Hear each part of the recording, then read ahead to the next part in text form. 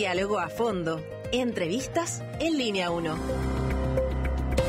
Bueno, ya lo comentábamos, por cierto, han sido días convulsionados y la Fiscalía ha realizado un amplio despliegue por este horrible crimen ocurrido en Cañete, donde murieron 3 carabineros. Y por eso nos acompaña acá en Línea 1 por Santiago TV y Radio USACH el fiscal nacional Ángel Valencia. Vamos a abordar este intenso trabajo que está haciendo desde el Ministerio Público para dar con los responsables de estos asesinatos, al igual como ya se ha hecho, ¿no?, en la mayoría de otros casos. Así que, fiscal nacional Ángel Valencia, muy buenos días, gracias por acompañarnos esta mañana. No, al contrario, buenos días a ustedes, muchas gracias por invitarme, un saludo a todos los, entiendo que también telespectadores y auditores. Sí, ¿no? Exactamente. De Radio USACH, un placer estar con ustedes, yo encantado, muchas gracias. Espero que se vaya contento de la conversación. Fiscal, yo sé que está en una situación compleja, así que vamos a ir preguntando lo que la ciudadanía quiere, que es recuperar la tranquilidad. Y lo primero es respecto a los avances en la investigación de lo que se puede informar. Primero, ¿qué se sabe a esta altura que se pueda difundir? Porque creo que ni siquiera el lugar en que ocurre el asesinato se tenía claro al comienzo. Efectivamente, ese es uno de los asuntos que tienen que esclarecerse con precisión en la investigación. Lo que se sabe con claridad es que quienes habrían intervenido, o sea, todo esto siempre es noticia en proceso, todo está en el ámbito de las probabilidades, de lo que se puede afirmar. En investigaciones de esta naturaleza, que son más bien complejas, lo terrible es que uno sabe que lo que hoy día da por cierto es posible, ¿okay?, que en algunos días más sepamos que no es correcto, ¿okay? El problema, y tenemos certeza de que muchas cosas que hoy día damos por ciertas es altamente probable que en algunos días más no lo sean, lo sabemos. El problema es que no sabemos cuál parte es de todo lo que sabemos. Entonces es prematuro a veces entrar en algunas afirmaciones, pero sí hay algunas cosas que hoy día se pueden aseverar, ¿no es cierto? Se pueden aseverar que tenemos, hay 3 carabineros que fueron asesinados, no hay ningún antecedente de que el motivo de su muerte sea otro, ¿no es cierto?, que el haber sido asesinado. Se me ha preguntado si fueron propiamente ejecutados, y entiendo que cuando se pregunta por una ejecución, si hubo o no hubo un intercambio de disparos entre ambos grupos. No lo sabemos. Sabemos que fueron, al parecer, al menos en uno de los casos, un disparo a distancia cercana, pero no, y muy cercana, pero no podemos todavía advertir si hubo o no intercambios, no lo sabemos. Es muy probable, pero todavía no lo podemos concluir. Lo que sabemos también es que fue a propósito de un acto de servicio, es decir, los carabineros habían salido del lugar, por lo menos hasta con los antecedentes que tenemos, porque estaban cumpliendo su trabajo, no hubo otra razón. Habrían estado, al parecer, controlando una medida cautelar, eso es lo que sabemos. De momento podría eso cambiar, pero por supuesto, pero de momento la información que tenemos es que estaban cumpliendo una medida cautelar, cosa que permítanme enlazarlo con algunos asuntos que hemos planteado a propósito de reformas que hemos propuesto. Hemos planteado que a propósito de arrestos domiciliarios, por ejemplo, deberíamos liberar a carabineros del control de los arrestos domiciliarios, porque lo necesitamos en otro tipo de actividades, y reemplazar esa función de control, por ejemplo, por tecnología, digamos, por controles telemáticos, por una tobillera, por un monitoreo de otra naturaleza, porque hoy día nos estamos distrayendo. Bueno, esto pasó a propósito al parecer, del control de una medida de arresto domiciliario. También sabemos, pero esto hay antecedentes bastante ciertos, ¿no?, o confiables, de que las personas que intervinieron, que ejecutaron este homicidio estos homicidios atroces, habrían realizado aparentemente acciones para distorsionar el sitio del suceso, es decir, para cambiar, para limpiarlo o alterarlo, ¿no?, para tratar de llevarnos a conclusiones engañosas o equivocadas. En un lugar fue el crimen y después los trasladaron y ahí los quemaron. No, incluso un poco más allá. Están familiarizados en la región, en la zona, digamos, en la macrozona sur, con que dentro de las personas que intervienen en este tipo de atentados hay algunos cuya misión es limpiar el lugar. Por ejemplo, sacar vainillas. Exacto. Sacar vainillas del lugar, o sacar los restos, lo que queda como consecuencia de los disparos con escopeta, y levantarlos para evitar que después puedan encontrarse para periciarse, cotejarse, ¿no es cierto?, con los proyectiles o con las vainillas de otros. Y se llevaron las armas también de alto calibre de los funcionarios de Carabineros. Eso no está, ¿ok? O sea, esas vainillas no están en el lugar, en la forma como se esperaría que estuvieran si ahí efectivamente ocurrió o un enfrentamiento, ¿no es cierto?, o derechamente el asesinato de los carabineros. Esas cosas hoy día las tenemos establecidas. Y la muerte, fiscal. Perdón, y los balearon primero, los quemaron, lo sabemos, porque, sí, mire, las dos cosas son crueles, pero... Sí, aquí tenemos evidencia científica y pongo énfasis en aquello porque muchas veces en este tipo de causas uno llega a conclusiones de esta naturaleza como consecuencia de la asociación de distintos antecedentes que te permiten llegar a una conclusión racionalmente, pero que podría desvirtuarse. Pero acá tenemos evidencia científica, que son las autopsias, ¿no? Las autopsias, y en base al método científico y la experticia de los médicos del Servicio Médico Legal se puede concluir de que los 3 carabineros fueron asesinados y murieron como consecuencia de impactos balísticos, ya sea de perdigones o de proyectiles de balas, pero no murieron quemados, o sea, sus cadáveres fueron quemados después con posterioridad. No se detectaron humo en los pulmones. No sé, están carbonizados. Entonces, como están carbonizados, se ocupa otro tipo de técnica para los efectos de determinar aquello. Exacto. Si respiraron o no respiraron humo. Pero que es básicamente lo que se trata de establecer. Pero sí, más se puede establecer conforme a las técnicas disponibles de que no habrían inhalado humo, como usted me dice, y que en consecuencia estaban fallecidos cuando se produce el incendio de sus cuerpos. Fiscal se Valencia, queman sus cuerpos. También a propósito de la brutalidad de lo que estamos hablando en este detalle, de lo que se sabe, ¿no? Por cómo se encuentran los cuerpos y la situación también de incinerarlos, más allá de lo jurídico, ¿esto es un acto terrorista? No lo podemos todavía saber jurídicamente. Yo entiendo que desde el punto de vista del uso del lenguaje común, uno puede compartir opiniones. Como un adjetivo por la brutalidad de los exactamente, hechos. puede ocupar ese adjetivo y puede tener muy buenos motivos para ocupar ese adjetivo, pero desde el punto de vista jurídico todavía es prematuro hacer una afirmación de esa naturaleza. Comentaba en otro medio, a propósito de un documento que estaba leyendo de Giovanni Salvi. Giovanni Salvi es un fiscal italiano bastante conocido porque fue el que investigó el asesinato de Bernardo Leighton, el intento, digamos, asesinato de Bernardo Leighton, asesinato frustrado de Bernardo Leighton y su señora en Italia, que ahora viene pronto a Chile a impartir un taller sobre la relación con los medios de comunicación, invitado por UNESCO, y que además va a inaugurar el año académico de la Academia de Fiscales. ¿Okay?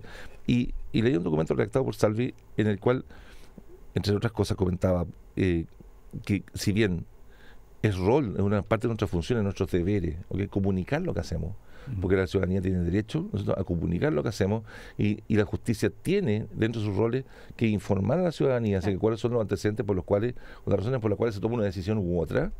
En esta fase de la investigación tenemos que ser reservados, necesariamente, y eso es correcto, pero también tenemos que ser capaces de transmitir ideas que suelen ser complejas en el derecho, tratar de traducir la frase simple, incluso más, en el corto tiempo que tenemos, ojalá cuñas en los medios. Entonces, a propósito de si hay o no hay terrorismo, desde el punto de vista jurídico, un asunto que tenemos que, una vez que estén establecidos los hechos, podríamos afirmarlo. De si una ley antiterrorista debería calificar estos hechos como terroristas, no me cabe duda que sí. Una ley chilena, porque el hecho de asesinar a 3 carabineros y enseñarse de esa manera es un acto de brutalidad. Y infunde terror. Va más allá de la muerte del carabinero. Está claro que lo que quiere tratar es exactamente crear miedo. Aparentemente, es muy probable. Claro. Y la verdad es que no deberíamos pensar si lo que hicieron o no lo quisieron hacer. Simplemente, de manera objetiva, deberíamos asumir que quien hace esto tiene que ser sancionado más severamente porque es altamente probable que ese sea su propósito. Y no tener que escudriñar en las razones genuinas, en esta cosa como escudriñar su mente para saber de verdad si lo quiso hacer. Pero hoy día, en el contexto latinoamericano, y perdonen que me habla del contexto regional, en el contexto regional, las bandas de crimen organizado, la actividad del crimen organizado, y perdonen que me extienda un poco más, me habla quizás del contexto de lo que estamos hablando, pero las bandas de crimen organizado son una amenaza a la democracia. Es una amenaza a la democracia. Y esto que estoy planteando no es una sola situación que estemos contratando hoy día, sino que si usted ve algunas frases o algunas afirmaciones o partes escritos de Giovanni Falcone, que fue un destacado juez italiano, que fue el que investigó la mafia y que terminó diseñando el sistema italiano de combate a la mafia, que era además un hombre, entiendo que un hombre de izquierda, y que fue, junto con Borsellino, ejecutado, asesinado por la mafia después del maxi proceso. El propio ya Falcone y Borsellino, por supuesto, anticipaban que la lucha contra el crimen organizado, contra organizaciones de esta naturaleza, son una lucha que tiene por objeto proteger la democracia. O sea, proteger la libertad y proteger la democracia. No hay libertad con estos niveles de inseguridad. No hay libertad. Y entonces, si usted ve el contexto regional, las bandas de Rosario, que están amenazados. Increíble lo que pasa en Argentina. Que lo que pasa en Argentina, particularmente en Rosario, es que como consecuencia de restricciones a los privilegios de ciertas bandas al interior de las cárceles, las bandas comenzaron que iban a amenazar, o sea, es una amenaza a la autoridad, que si la autoridad no cambia su decisión, van a comenzar a ejecutar a ciudadanos comunes y corrientes de manera aleatoria y comienzan a cumplir esa promesa. En el Ecuador, bandas de delincuentes comunes, entre comillas comunes, se toman medios de comunicación y intentan asaltar el poder. Entonces, lo que aparentemente es una actividad simplemente, entre comillas, lucrativo, criminal de delincuentes comunes, comienza a ser derechamente una amenaza al orden democrático y en consecuencia es perfectamente posible que aunque sean delincuentes comunes, incluso podrían tratarse como terroristas. Ahora el ministro del Interior, el ministro del Interior y la propia ministra del Interior y el subsecretario insinuaron de que este crimen era distinto al resto y que podría estar indicando un nuevo modo de operar, y esto por lo tanto estaría llevando, supongo yo, a una previsión de que podría venir un escalamiento. A la luz de lo que se sabe, ¿estamos asistiendo a algo distinto que nos alerte de la ya brutalidad que lleva años en la Araucanía? Hay razones para temer aquello, para temerlo, pero no necesariamente para aseverarlo.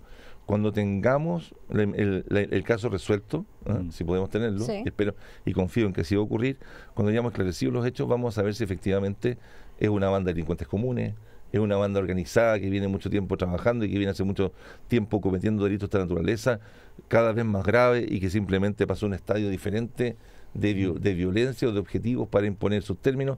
Eso lo vamos a ver con el tiempo, pero lo que no cabe duda es que una emboscada a 3 carabineros para darles muerte, asesinarlos y además ensañarse con sus cadáveres no tenía precedente, al menos. Fiscal Valencia, hay sujetos de interés, entendemos que la indagatoria es secreta, pero por ejemplo, uno piensa, ¿no? La persona a la que iban a realizar justamente la revisión de la medida cautelar de estos carabineros, y además le mostraba hoy que en el mostrador, para la redundancia, apareció una nota que dice que asaltantes de vehículos son sujetos de interés en el triple crimen de carabineros. Estamos hablando ahí que la PDI de Angol aprendió ayer a 4 sujetos que asaltaban al menos 6 vehículos en el camino, además entre Cañete y Purén.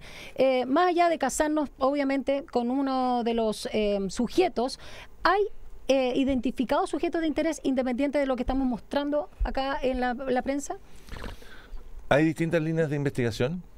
Una de las afirmaciones de Roberto Garrido y del equipo de Roberto Garrido que me parecieron más interesantes, una reunión de trabajo el día de ayer, fue que parte del trabajo de lo que ellos han aprendido en incidentes también graves de asesinatos de carabineros en el resto de la Araucanía es que, como normalmente la prueba con la que contamos no es una cámara, sí, claro. Me explico, no es una fotografía, no un registro de video del homicidio, sino que todo se construye de manera prolija en base a distintos indicios, que a mí me parece que siempre es mucho más confiable, porque la prueba indiciaria finalmente es mucho más confiable que un testigo que puede estar mintiendo, un testigo directo que puede estar mintiendo. Entonces, un conjunto de antecedentes que pocamente relacionados lógicamente, que no están necesariamente conectados, pueden tener distinto origen, han intervenido distintas personas, pero que relacionados lógicamente permiten llegar a una conclusión. Eso es más confiable que un testigo que puede estar intencionado, me explico, desmemoriarse, lo que fuere, o amenazado, intimidado, lo que sea. Me parece, es más confiable, en contra de lo que suele pensarse. Pero Roberto siempre planteaba que en casos como ese, que son casos difíciles, y hay que decirlo, son casos difíciles los que investigamos en zonas rurales. Él ha estado en el caso de Catrillanca y Yaitul. O sea, ha estado en la Araucanía. A propósito de estos icónicos. Exactamente, en el caso de Yaitul. Sí. Son casos que se construyen sobre la base de indicios y son, insisto, son más confiables. Siempre que siempre son más confiables, porque no se pueden. Pero siempre es útil en esos casos que haya equipos que vayan descartando la hipótesis alternativa. Porque siempre alguien en un contexto de un juicio va a plantear que hubo una posible forma de comisión o posibles grupos autores que no se investigaron adecuadamente. En consecuencia, se van a ir investigando siempre hipótesis alternativas por parte de distintos grupos de fiscales que él mismo va a ir designando, ya sea de forma exclusiva o destinado especialmente para hacerse cargo de ciertas diligencias, y no cabe duda que en esas distintas diligencias van a haber sospechosos de distinta naturaleza como posibles intervinientes. Ahora, que se vaya acotando. Hasta que se vaya acotando. Sí, porque tenemos los que cometieron el crimen, pero obvio, como usted señala, aquí hay una red que limpiar los lugares, probablemente otros desplazaron la camioneta a otro lugar. O sea, estamos hablando de grupos muy organizados, muy grandes y con mucho poder de fuego. O sea, una de las hipótesis que no cabe duda que van a tener que investigar es la eventual planificación de este acto para los efectos de dar una señal política y, en consecuencia, toda la logística que implica un acto de este tipo, desde la forma como se consiguen las armas, se obtienen las armas, se obtienen las municiones, de cómo planifican el lugar y dónde parapetarse, de quiénes son los que están a cargo de limpiar el sitio del suceso, quiénes son los que les prestan después cobertura para protegerlo, si alguno de ellos quedó herido, quiénes fueron los que eventualmente pudieron haberlos atendido. O sea, y esa es una línea que no cabe duda que tienen que investigar.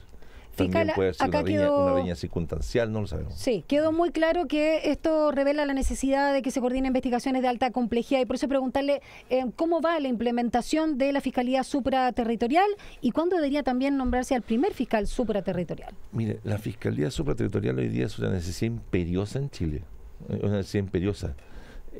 Una Fiscalía Supraterritorial es un equipo de fiscales que tiene que tener la capacidad para realizar investigaciones de carácter nacional, es decir, por hechos delictivos que afectan distintas regiones. Si no hoy día, como no lo tenemos, hace muy difícil integrar equipos de fiscales de distintas regiones que mutuamente se pongan de acuerdo y se coordinen sin que el fiscal nacional tenga que intervenir y eventualmente sacarle parte de la causa a un fiscal y asignársela a otro con el riesgo de que diga, mire, esta fiscal se ve de alguna manera parece que minusvalorada, sancionada, porque le sacan la causa. Necesitamos una institucionalidad que nos permita investigar por equipos causas que afectan a distintas regiones. Hoy día la Constitución ya está reformada. Está reformada y en la Constitución ya se encuentra reconocida la Fiscalía Supraterritorial, pero tiene que entrar el proyecto de ley al Congreso y tiene que entrar a la brevedad posible y además nos preocupa. En el diseño original de esa Fiscalía Supraterritorial se consideró un equipo que al parecer estuviera centralizado en Santiago. A lo largo de la tramitación de la reforma constitucional y a lo largo de la reflexión, hemos ido advirtiendo que ese equipo tiene que tener delegaciones macrozonales. No puede estar solo en Santiago, sino implicaría que los fiscales con experiencia en crimen organizado en la región tendrían que irse todos a Santiago. O sea, no tiene sentido. Tiene que tener delegaciones macrozonales. Para eso necesitamos presupuesto y hasta aquí nos ha costado convencer a Hacienda de que tiene que aumentarse el presupuesto previsto originalmente, insisto, solo ¿No para... hay plata? Como diría mi ley. Ese es el problema. Leyes sin plata, eso es típico acá. Mire, lo puedo decir con propiedad, hay fiscalías de esa naturaleza en países democráticos que no tienen ni presupuesto. ¿Por qué no tienen presupuesto? Porque el Estado entiende que sin seguridad no hay derechos, no hay otra posibilidad de otros derechos, y en consecuencia lo que esas fiscalías pidan tiene que necesariamente otorgarse bajo ciertos contrarios de que no haya abuso, etcétera, pero no hay límites presupuestarios, porque todo el mundo entiende que sin seguridad no existe la posibilidad de ejercer otros derechos. Ahora, uno de los problemas que vamos a tener es que esto no es una guerra, o sea, no se puede enfrentar como la guerra entre guerrillas y fuerzas policiales o militares. Es la inteligencia para investigar estos casos y detectar. Nosotros estamos hablando recién de una ley para crear un sistema. ¿Cuántos años va a tomar montar ese sistema para operar? Y yo agrego, lo que se está tramitando hoy podría haber logrado advertir un hecho tan brutal como este, si es que sale, por supuesto. Cuando nos han citado o nos han pedido la opinión respecto a la ley de inteligencia, la ley de inteligencia corre por una cuerda paralela al trabajo nuestro, al trabajo de la Fiscalía. Pero lo que hemos planteado que sí tiene que perfeccionarse, tiene que mejorarse, tiene que permitirse, es que el sistema de inteligencia del Estado pueda compartir información con el Ministerio Público para los efectos de alertarnos sobre fenómenos criminales. Ejemplo simple, en el caso del teniente Ojeda, ¿recuerdan? Sí. Para nosotros habría sido muy útil que nos hubieran podido alertar hacia que si había o no había actividad de oposición venezolana en Chile y si teníamos evidencia o no de grupos de venezolanos organizándose en Chile para preparar la oposición o fortalecer o apoyar la oposición en Venezuela, porque podría habernos contribuido para saber dónde buscar o dónde mirar. No necesariamente prueba. Tenemos algunos incidentes no muy exitosos en la historia también judicial chilena en los cuales se comparte prueba obtenida por el sistema de inteligencia al sistema de justicia penal y la verdad no hemos encontrado una forma todavía que sea buena, digamos, conveniente. Pero sí compartir información. Y hoy día no tenemos ningún canal legal, jurídico, eficiente que permita que el sistema de inteligencia comparte información con nosotros. Y eso tiene que mejorar.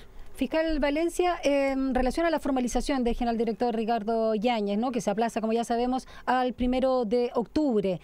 En relación a esto y a los cuestionamientos por esta solicitud, usted señaló, el Ministerio Público es un órgano autónomo constitucionalmente que toma las decisiones conforme al derecho y al mejor interés del pueblo de Chile. Subrayo esto, cuando usted se refiere al bien común, al mejor interés. ¿En esta determinación incidió la situación actual de la institución tras este triple asesinato? Porque también hay un elemento político, porque sabemos que la defensa de los 3 generales tiene relación, digamos, con algo que ya se había descartado, o sea, como que ya tenían bastante insistencia y no se había acogido, y ahora es una situación distinta.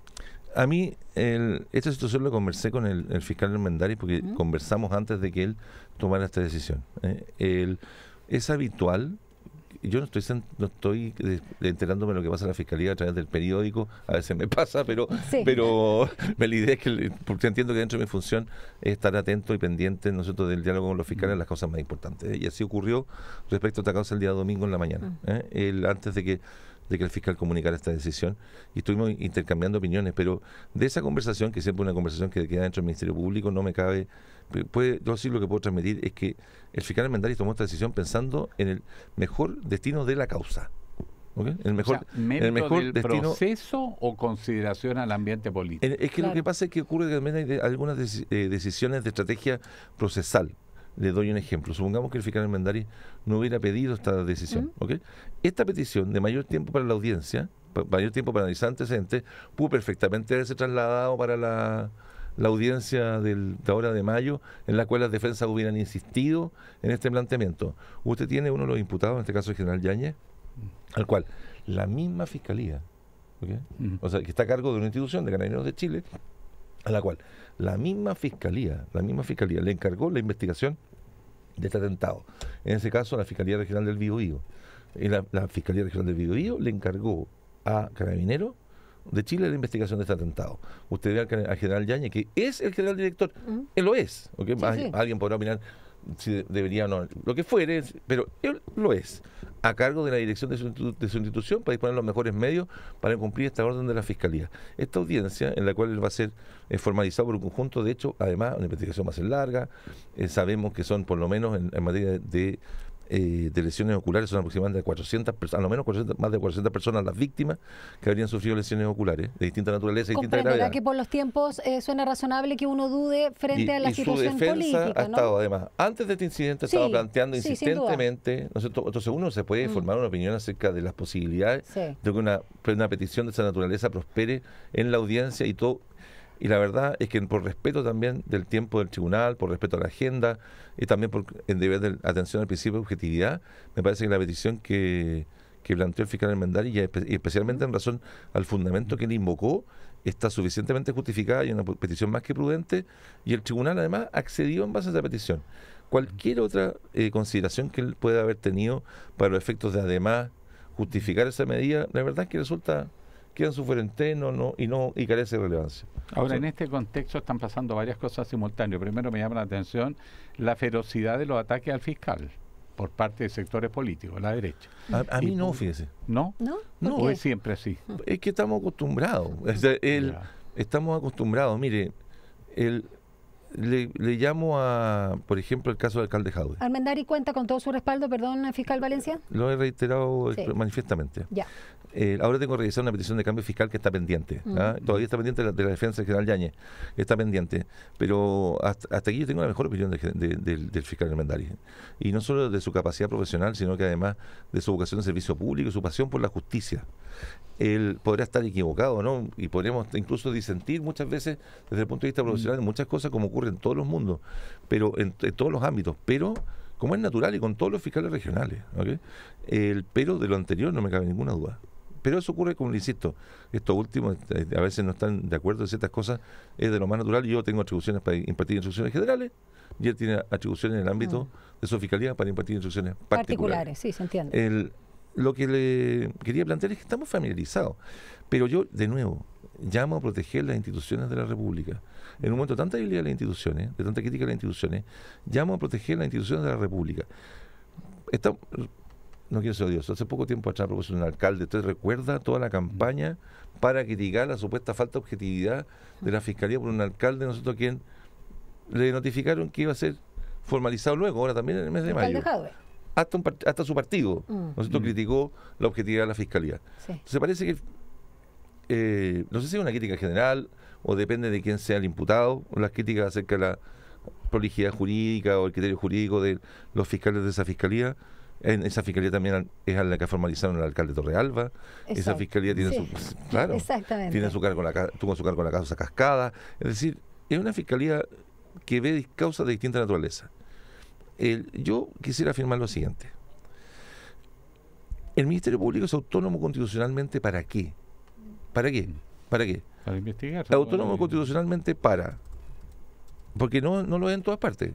Usted sabe que el Departamento de Justicia en los Estados Unidos, el Departamento de Justicia depende del gobierno, el Procurador General en los Estados Unidos es designado, es una persona que es designada por el Presidente de la República, pero tiene un proceso de ratificación interna, pero el Departamento de Justicia forma parte del gobierno.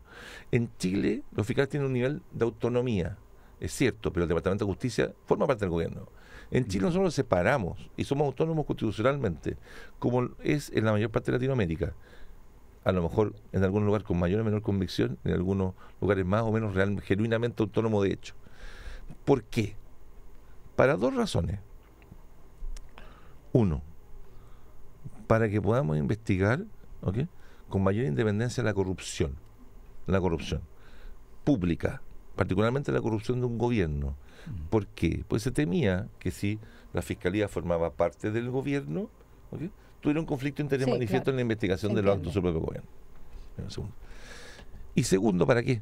Para evitar, fíjese lo que nos pasa con algunos gobiernos de la región a los que acusamos de autoritario, o directamente de dictadura, para evitar que la Fiscalía sea ocupada como un instrumento para perseguir a la oposición política. Es decir, si la Fiscalía depende del gobierno, puede tirarle a los fiscales a la oposición para investigarlos por lo que sea, por sus causas tributarias, de distinta naturaleza, y abstenerse nosotros de investigar con el mismo celo a los partidarios del gobierno. Fiscal, para evitar eso, claro. entonces la tentación permanente de tratar de empujar a la Fiscalía para que se ponga más celo en las causas contra los otros es una cosa que va a estar siempre en el aire, pero tenemos que proteger a la institución, porque a la medida que usted desprestigia a la institución, desprestigia a la herramienta que tiene el Estado para, entre otras cosas, perseguir a la corrupción pública. Una manera también de eludir la justicia son las leyes de amnistía. Ustedes están investigando, hay centenares de denuncias. Al margen de si son reales o no, ustedes lo sabrán en el proceso. Casi todas son reales. Exacto. O sea, pero ya esperemos que se resuelva. No estoy anticipando juicio. Pero ya hay sectores, la UDI, que quiere declarar una amnistía general. ¿Eso es atentatorio contra el derecho? ¿En qué pies queda una ley de amnistía que pudiese ser objetada en la propia Fiscalía como inconstitucional o apelar a tribunales internacionales? ¿Qué escenario abriría una ley de amnistía? La posibilidad de amnistía incluso está regulada en nuestra ley, a propósito cuando se incorporaron a la legislación chilena los tipos penales del Tratado de Roma, lo que están en lo que son competencias de la Corte Penal Internacional. Cuando se incorporaron a la ley chilena también la norma que regula amnistía. En general, lo que se sanciona o lo que se prohíbe son la amnistía de delitos de lesa humanidad y o se regula más expresamente, más intensamente, y con los que hay reglas especiales, y las autoamnistías, es decir, los regímenes que se condenan a sí mismos. Regímenes particularmente las dictaduras que dictan leyes para perdonarse a sí mismas. Como lo hizo Pinochet, sin ir más lejos. Pero sin embargo, suelen también ser consideradas en los estados democráticos, de hecho, las amnistías también como herramientas válidas o legítimas, útiles, para de paz social. De paz social cuando son aprobadas de una manera constitucional o democrática. Pero el punto es que es una decisión política, no una decisión nuestra. ¿Me explico? Sí. Y en consecuencia que el pueblo de Chile, a través de los órganos democráticos, el que tiene que decidir si eso es o no una solución que contribuye a la paz social en Chile. Mientras ello no se apruebe, nosotros tenemos que seguir investigando esos delitos y persiguiéndolo. Fiscal Ángel Valencia, a propósito también de la corrupción, de impunidad, de algo que nos llama la atención como ciudadanos, el abogado Luis Hermosilla ya pasó a estar en calidad de imputado en el caso Factop, usted ya lo acaba de mencionar también en estos días previos, pero ¿qué falta para que tanto en este caso como en el audios, no solo Factop, Luis Hermosilla pueda enfrentar a la justicia en una formalización? En este caso, tengo entendido, por lavado de activos, ¿sería la figura que se está escribiendo? La investigación es reservada y en eso hemos sido bastante celosos. Particularmente porque en la revisión de los antecedentes del caso audio, lo que causa más interés es la revisión de los teléfonos, ¿no? En esos teléfonos hay información que no es criminalísticamente relevante, entonces esa es importante, que no es necesario que sea de conocimiento de los intervinientes, pero hay otra que sí lo es, y esa información los fiscales la van tomando y la van separando. Y en este caso en particular ya se ha hecho público, y por eso lo puedo comentar, en la formalización del caso Factop, ¿no? Un cargo, un hecho que se califica como constitutivo de delito de lavado de activos, ¿okay? Y en ese delito, en esa imputación por lavado de activos, hay una participación, aunque todavía no se le formaliza, tiene participación el abogado Hermosilla. O sea, tiene algún nivel de intervención. ¿Eso significa que va a ser formalizado? Significa futuro, que desde el punto de vista jurídico no se puede desconocer que hoy día tiene la calidad de imputado. ¿Okay? O sea, hasta antes de esa imputación uno podía discutir si tenía la calidad de testigo o no imputado, pero nosotros entendemos que era básicamente, procesalmente, tenía que tener la calidad de testigo, que entre otras cosas significa que él tiene que declarar cada vez que se le cite, ¿okay? Y no tenía derecho a guardar silencio. Pero hoy día, como consecuencia de la última formalización y de los derechos de la formalización, ¿okay?, tiene la calidad de imputado, al menos respecto a la lista de lavados activos de esa formalización. Si además lo tiene respecto de otras circunstancias, bueno, eso es materia de investigación. Pero no ha llegado la formalización todavía hacia Hermosilla. Sí, pero esa es una decisión que toman los fiscales en función de las necesidades de la causa o de la conveniencia de la causa. Si ellos están esperando el resultado de otras diligencias para poder tomar una decisión de esa naturaleza, ya es un asunto que preferiría yo mantener bajo reserva, es decisión de ellos. Pero la calidad de imputado no depende de si es formalizado o no formalizado, depende de si se dirige o no una investigación en su contra. Y hoy día podemos decir con propiedad que hay actos de la investigación que se dirigen en su contra. Un tema que ha sido motivo de un escándalo político, ¿no? Va la embajadora de Estados Unidos a una reunión secreta en el Senado, en la Cámara de Diputados, y sale un diputado contando todo. Hay otro diputado que se reúne con el presidente de la República bajo condiciones de reserva y secreto que establece la ley y las propias normas del Congreso Nacional, y lo dice. ¿Esas acciones son delitos? Entiendo que respecto al diputado Miguel Mellado, la Fiscalía ya solicitó audiencia de formalización de la investigación a su respecto. Si mi memoria no falla, creo eso quizás me lo reportaron, pero me parece haberlo visto en los medios que ya se pidió audiencia de formalización, por lo tanto ya hay una opinión del Ministerio Público respecto a si constituye o no constituye. Sí. O sea, no registra caracteres de delito. O sea, se investigó un delito y se le está formalizando. En el caso de la visa waiver, ya hay una investigación abierta que se encuentra a cargo de la fiscal Perivancic, a la cual le pedí que, conforme a las instrucciones generales para casos como este, se investigue con la mayor diligencia y el mayor celo, que no sea una cosa que tomemos, que vaya junto con otras causas que no tienen mayor prioridad, que esta cosa se le otorgue una prioridad especial. Había consideración de la gravedad de los hechos, un hecho que ocurre al interior del Congreso. Yo también participo en sesiones reservadas. Bueno, usted sea parlamentario. Sí. Usted sabe que en las sesiones reservadas de verdad se hablan cosas que son reservadas y que tienen que mantenerse en secreto porque pueden provocar perjuicio a la nación si se revelan. Es lo que compromete la seguridad del país. La seguridad del país, el bien común, el interés de todo el pueblo de Chile. En consecuencia, es un bien jurídico que tiene que ser resguardado, tiene que ser protegido y se va a investigar con celo. Fiscal Ángel Valencia, el Consejo de Defensa del Estado se creyó por el presunto fraude al fisco en Codelco. Estamos hablando de una defraudación cercana a los 13.000 millones de pesos. ¿Hay una investigación en curso por parte de la Fiscalía? ¿O es directo el Consejo de Defensa del Estado? Lo desconozco. La verdad es que lo desconozco. No he pedido informe sobre esa causa en particular. Lo más probable es que si el Consejo se está querellando, lo más probable es que ya exista una investigación. Lo más probable es que sí lo exista. Normalmente, la forma como el Consejo se querella suele ocurrir en casos de esa naturaleza, y lo más probable es que exista, pero no quiero... estoy suponiendo, pero con motivo fundado. ¿Okay? Cuando el Consejo de Defensa del Estado se querella, como ustedes quizás lo han visto en otros casos de corrupción, generalmente eso surge como consecuencia que hay una investigación del Ministerio Público en la que se han avanzado y se han recabado antecedentes, se remiten al Consejo de Defensa del Estado y el Consejo de Defensa del Estado suele querellarse. Ahora, eso no impide que el Consejo pudiera querellarse ellos abrir la causa Esto viene igual hace tiempo. como consecuencia de su querella, pero sin conocer el detalle de esa investigación, creo que lo más probable es que exista una investigación abierta sobre el particular. El aparente fraude es porque se ganaban, entre otras cosas, licitaciones que costaban 4 veces más, le ganaban a la que costaba un cuarto. Ese ya llama la atención. Y también viene de hace muchos años atrás, entiendo que desde el 2017, por ahí. O sea, son delitos antiguos. ¿Cómo se detecta eso tan tardío? Una empresa estratégica del Estado. No es raro. No es raro. Recuerde el fraude de Carabineros, ¿recuerda el fraude de Carabineros también tenía hace muchos años que se venía cometiendo y que no había sido detectado? Los fraudes de esta naturaleza son cometidos por gente con formación, suele que tener formación profesional, que ha ido perfeccionando el método para cometerlo, que ha aprendido, porque trabaja dentro de una institución, ha aprendido cómo burlar los sistemas de controles. En consecuencia, no es inusual que cuando se detecta un fraude de esta naturaleza, es un fraude que se venga cometiendo desde hace mucho tiempo, porque quienes los cometen suelen ser personas que están poderosas y que tienen una formación, no una formación básica, ¿no? Exacto. Que tiene formación a lo menos universitaria, que les permite diseñar sistemas para eludirlo. Fiscal Ángel Valencia, última pregunta, nos tenemos que despedir y agradecemos, ¿no?, a toda la sintonía. Hablemos de la condena del llamado insurrecto. Estamos hablando de Luis Castillo, indultado por el presidente Gabriel Boric 2022, que fue condenado a 4 años de cárcel por robo, intimidación, violencia, manejo bajo la influencia de estupefacientes. ¿Él era una persona que no debía estar en libertad al momento de cometer estos delitos? El presidente de la República lo había indultado, sí, y conforme a la ley él se encontraba en libertad. En consecuencia, jurídicamente tenía derecho a circular libremente por el territorio.